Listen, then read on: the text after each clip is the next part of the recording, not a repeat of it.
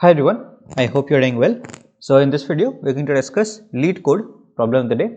And today's problem is image smoother, and it is an easy level problem. So the problem might seem a little difficult after reading problem statement, but it is very simple. And let us just discuss the problem with the help of this particular image. So the question will be given to us like an input, just like this particular grid of dimensions n cross m. Right. Now we have to return another answer grid of dimensions n cross m. Now let us consider this particular cell. Right. So what will be the value, or what should be the value for this particular cell in our final answer grid?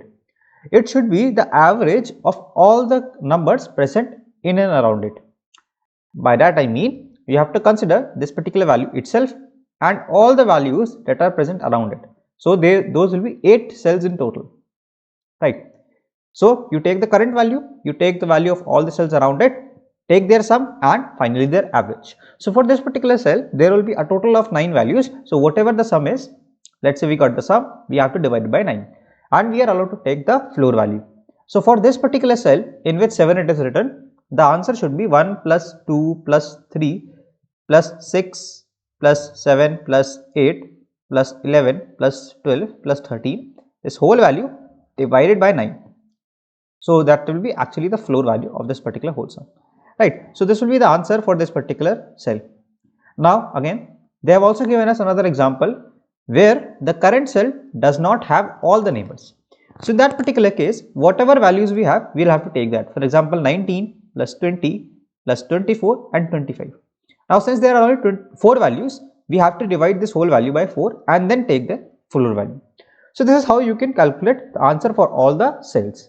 Now how do we actually solve it? One way is to write different conditions to visit all the 4 directions, but there is a very interesting technique which is widely used in grid DFS or grid BFS. We are going to use the same technique here. So it says that we are going to maintain 2 arrays dx and dy, and these are going to store what will be the change in x and y when we want to move in a certain direction. So for example, let's say I want to move up. Right, let's say this is x1, x2, x3 like this, and this is y1, y2 and y3 like this. So let's say if I am at this particular cell and I want to move one direction up. So your x here will get decremented by 1 and y will remain as it is. So I have written the change in x and change in y to move in the up direction. Now let's say you wanted to move down. So your x is going to get incremented by 1 and y will remain as it is. So it will be 1, 0. Now let's say we want to move left. So the x value remains as it is and the y value gets decremented by 1. So this is left side. And let's say we want to move right. So if I move right, my y value is going to get incremented by 1 and x value remains as it is. Right. Now you can write it further for the remaining 4 directions as well, that is up left, up right, down left and down right. Right. So you can do it for yourself. In my code, you will be able to see the whole array, but still I am leaving it as a task. If you are doing it for the first time, you should be trying to figure out these 4 directions as well. Right. Now once we have figured out all these 4 directions, I can just maintain a simple for loop starting from 0. Since there are 8 directions, I am going to go till 8 and I can find my, let's say, new x as the current x value plus dx of I and new y as current y value plus dy of I.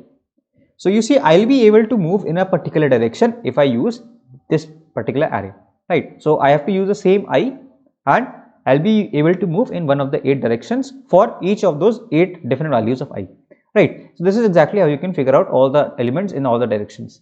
So as you can see, I have first taken the dimensions in my code of the initial vector and I have my dx and dy array here. Here I have also mentioned which directions this particular index corresponds to. You can also try to make this array on your own. Now I have this valid array, a valid function, which we will have a look at in a while what this does. Now I'll also have my answer vector, which is of dimensions n cross m, and I'm just going through all the values in the initial array. So what I do is I initialize my sum with the current value of the current cell and I initialize my count with 1. Now I'm going to go through all the directions. So p from 0 to less than 8 and p plus plus. Now I'm going to find my new x as I plus dx of p and new y as j plus dy of p. Now it is very well possible the new x and new y that we have found might lie outside the grid and it is not a valid position. So this valid function will help you to test that. So if x is less than 0 or x is greater than or equals to n, or y is less than 0 or y is greater than or equals to m, that means this particular cell lies outside the grid. That is why I have to return 0.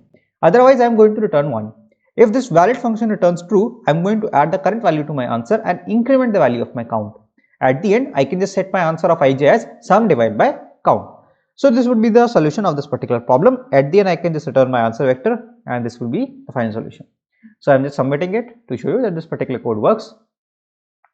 So you see it passes all the test cases and the solution is absolutely correct. I hope that you guys were able to understand the solution. If you guys did, then consider dropping a like on this video and don't forget to share thoughts in the comments, because your engagement with this particular video really helps the YouTube algorithm to understand that this video was actually helpful for you and it will be able to reach much more people like you who want to keep solving new problems. So that is it for today. Till the next video drops, keep coding, stay safe, bye bye.